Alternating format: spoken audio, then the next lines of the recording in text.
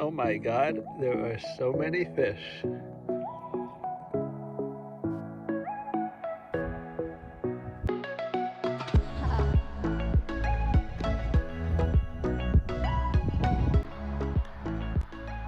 I camped last night at Dildo Run, mostly for the showers and the laundry, but also because I knew Zach would appreciate the name. I'm at the Prime Birth Museum in Twilingate, just a bit north of Dildo Run, and they've got this really cool model here of the fisheries and the water splitting. It's like a sectional model. It's so cool.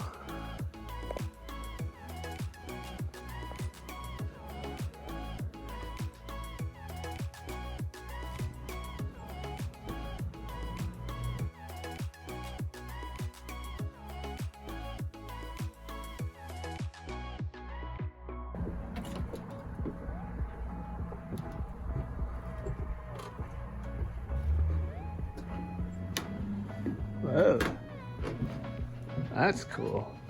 Baleen.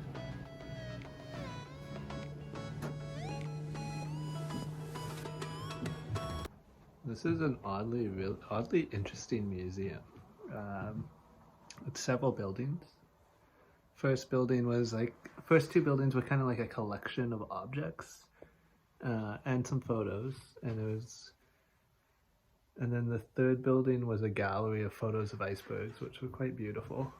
This building used to be a blacksmith shop, and so there's a lot of tools. And then there's these two giant baleen specimens.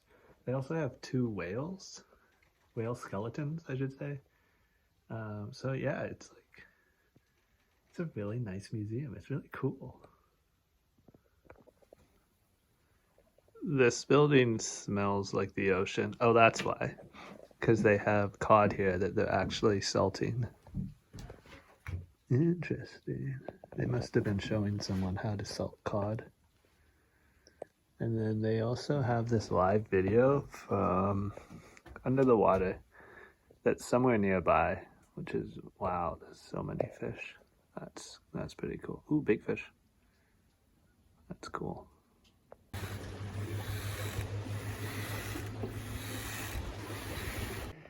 Oh my god, there are so many fish.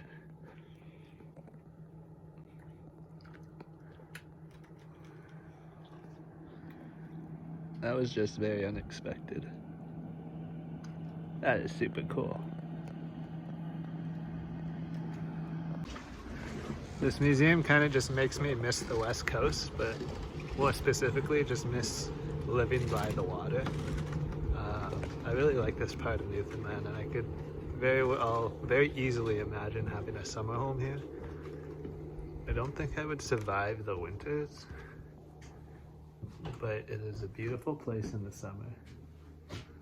This building looks like just a lot of old stuff again, which is cool, and lots of photos.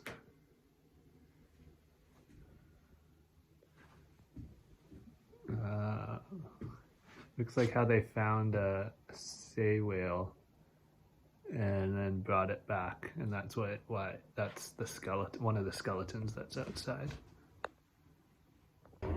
I see a jellyfish right there. Lots of fish. And this is the sei whale. Interesting that in the building it explains how they basically had to leave it to decay for 2 years on a deserted island, and then brought it back here, cleaned it, built a building, and then put all the bones back together. This last building's a bit sketchy. Timbers are kind of ad hocly put together. Ridge beam is like a built up thing of stuff with a bunch of screws just thrown in and nails. Floorboards are a bit rotten. Definitely has character to it.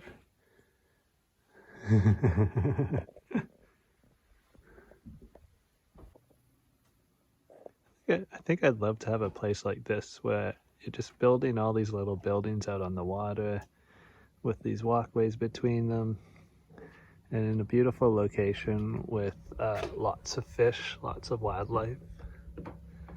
I like this place architecturally for that. I think it's wonderful.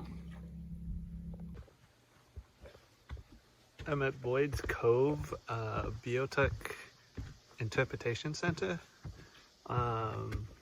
It is for the indigenous people that once lived here prior to the Europeans.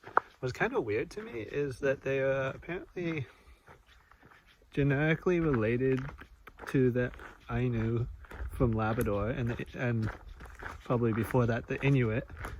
But they were the only indigenous people on Newfoundland, and there was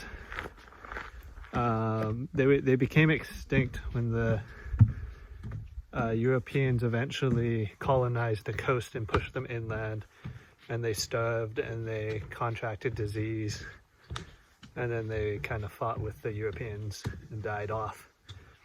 But for the size of the island, I'm kind of surprised that there was such a small population of them, which I find interesting, because there's so many parts of Canada where there's overlapping territories and overlapping areas of First Nations livelihood, and in a way Newfoundland is an area where it seems the vast majority of the land was empty of people, except for on the coast of a splinter group that came down from Labrador instead of across from the Maritimes.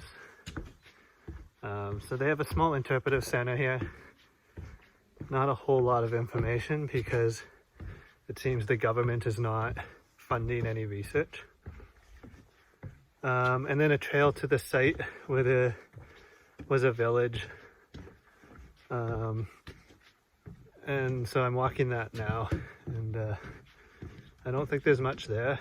It seems like it's mostly an empty field, and they haven't excavated or done any archaeology since, I think they said 1985, again because of funding. So I think it'll just look like a pretty bare empty field, but we'll go take a look, and then it's a long drive to a hike, so it's good to stretch the legs a bit first before that drive. I found out later that there were other indigenous groups on Newfoundland, but they remain pretty sparse, which I don't really understand. This is the Spirit Garden, where you can get a token from the visitor center and string it up. It's pretty cool.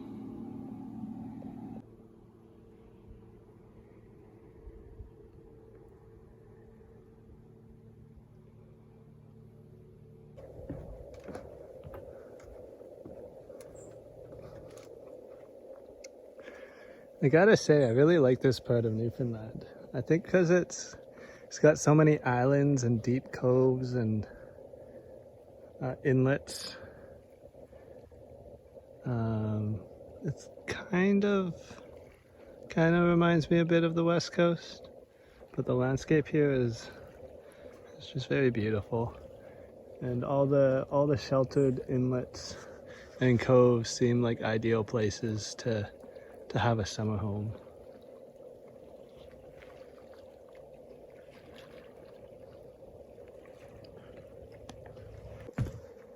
All right, I made it to Triton, which was about I think a 2-hour drive, maybe 3. I think it was an hour, and then an hour to lunch, and then another 2 hours after that. So I think it was a 3-hour drive. Stopped at the Sperm Whale Pavilion, which was a cool building where they house a sperm whale skeleton, and had a nice chat with the guy that takes care of it, named Terry. Used to be a a teacher in the local schools. The building itself is really cool because it has PSL trusses and they're exposed, and so the inside of the building looks quite nice. Now I'm doing the Maple Ridge Trail, which has, according to the sign, about 2,500 steps over 3 kilometers.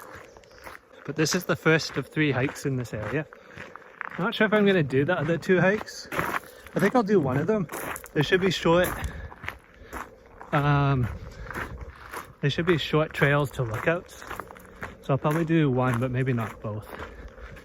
But yeah, we're gonna see how this trail is.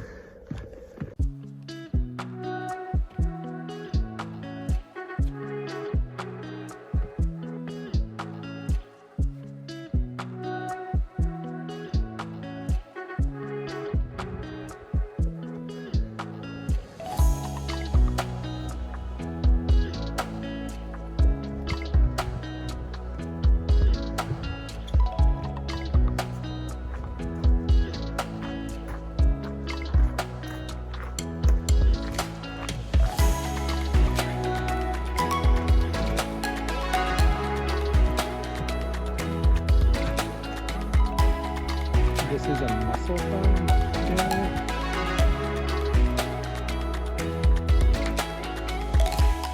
We are at the top. Not bad. Much more forested than other hikes I've done.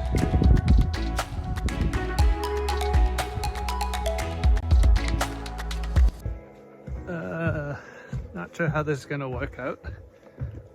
After I did the Maple Ridge Trail, I tried to check out the other 2 trails in Brighton. One of them was just like a lookout right beside the road, and the other one was, I couldn't see it, couldn't find it. But considering it was like a little trail on the map in the Whale Museum, little dotted line, it might have existed, might not have existed. Tried to get dinner beside the Whale Museum as recommended by Terry, and it was closed already. 6:30. Apparently it closes at 7, so I guess it just closed a bit early. So I drove to the next community, and the first hike that I went to do, look at, I think it was, might be called the Skyline, the Sky Ridge or something. But I pulled into the parking lot, and I was like, yeah, this isn't gonna be a good trail because it wasn't close to the water, and it basically just went up a hill to the top of a ridge. So I went to the next one, which is this one. It's called the Ocean View Trail. It's 5 kilometers and it's 8 o'clock, and I think sunset is within the next half hour, if it hasn't already happened. But it's not on my my maps, so the trail's not on my map, so I can't tell what it's like. So I'm just gonna walk part of it and see if I get anywhere, but I might have to wait until morning to do it. So yeah, that's the good thing is though I can just camp in the parking lot, so I'm good to go that way. All right, first viewpoint. It looks like people down on the beach down there. Like, is that a tent? The sun has gone below the horizon. Oh, it looks like another viewpoint over here. Down there, let's at least get to there. Not bad.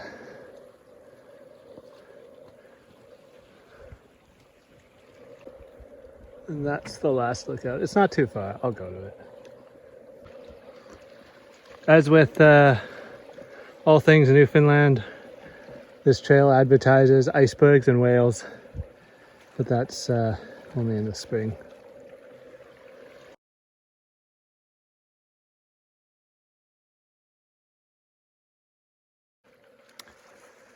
That's really pretty, but I gotta get back now because in my rush to come out, I didn't bring my headlamp, and it's actually quite dark in the forest. It's really lush too. There's a lot of moss all over the ground, but I don't want to be stumbling through the woods in the dark, so better get back quickly. It's cloudy today. It didn't have any rain, but it has rained. I crossed to the other side of Newfoundland today, so now I'm on the west coast, and I'm at Gros Morne National Park. And I'm starting to wonder if every time I stay at a national park it's going to be overcast and cloudy, because this will be 3 for 3. But that's alright. The views are, the clouds still high enough that the mountains aren't shrouded in clouds, and the views still look pretty good. So right now I'm doing the Lookout Hill Trail, and then I'm going to do the Tablelands, see how many trails I get to today, because it's already about 1 or 2 in the afternoon. Stay the night, do some more trails tomorrow. But I'm starting to even though I've had such good weather for almost all my trip, I'm starting to get to the end of summer, because today is cloudy, it's cooler, it's maybe, I don't think it's even 20 degrees, and all the signs are like closing for the season. Even the park, today's the 4th or 5th, I think it's the 5th, and the park closes on the 11th. Yesterday, the Whale Museum was going to close on the 15th. A lot of places seem to be closing around mid-September. So I'm okay for time, but I am getting to the end of the season, and so I think I've got 4 more days here in Newfoundland and Labrador, 4 or 5 more days. So I'll be leaving just before the end of the season. But you know, that's the way it goes.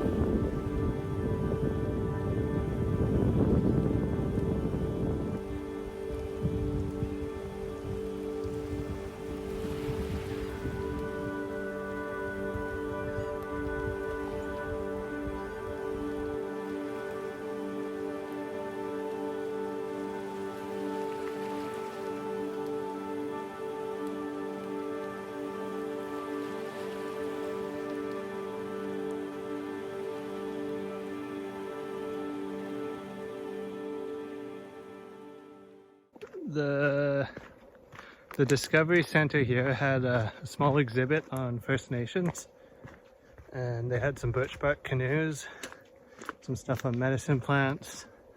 That's pretty cool. But it also made mention of coming across from Nova Scotia, and so I think the information I got yesterday at the Beothuk Interpretive Center was incorrect, that they were the only First Nations on Newfoundland, which I was suspicious of at the time, and didn't really make sense to me.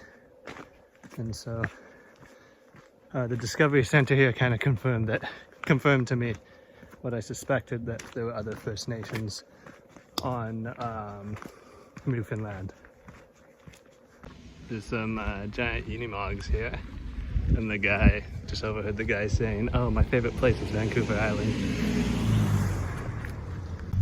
I should say one of the unimogs is from Germany and the other one's from Alaska, and I think it's the guy from Alaska who loves Vancouver Island.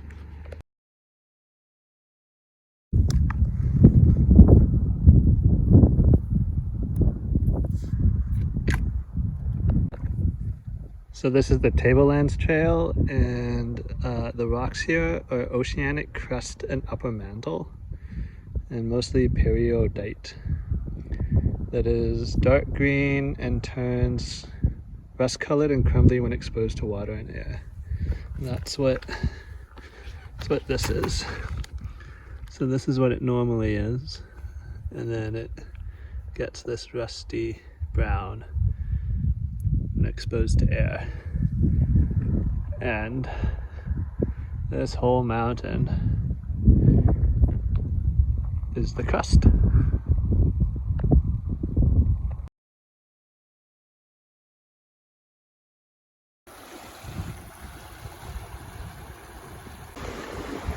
You can see where at the bottom of the valley the mantle rock ends, and then on the other side is, I think, basalt rock.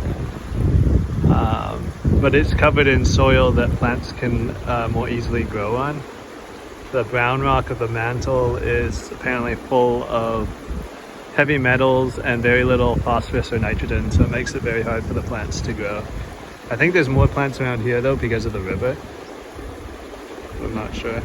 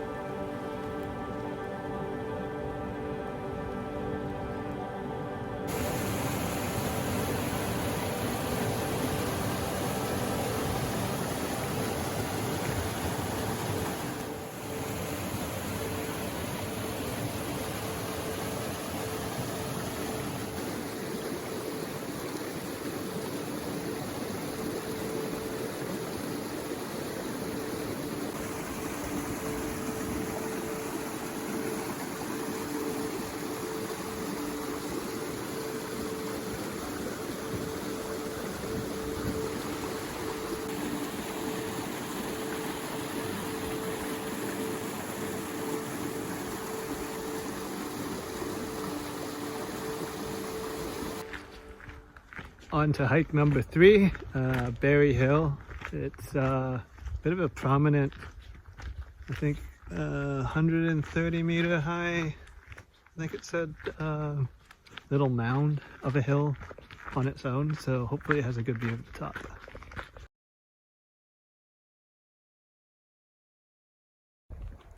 This is the Lobster Cove Head Lighthouse, and look at the light through the clouds. This should be good.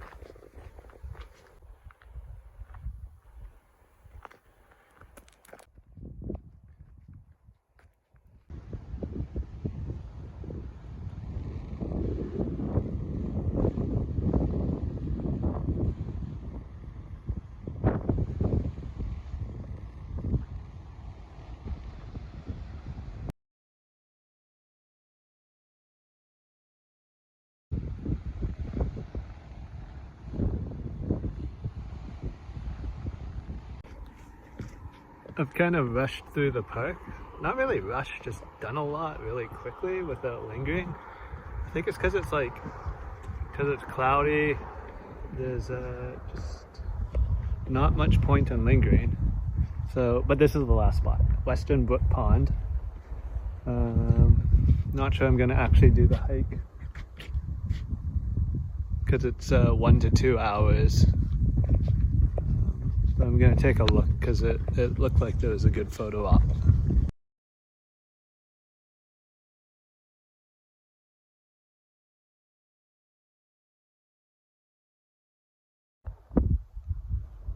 It was pretty cool, but it's still windy, getting cold. I think it's time for a shower and to make camp. I should be coming back through here because after I go to Labrador to go back to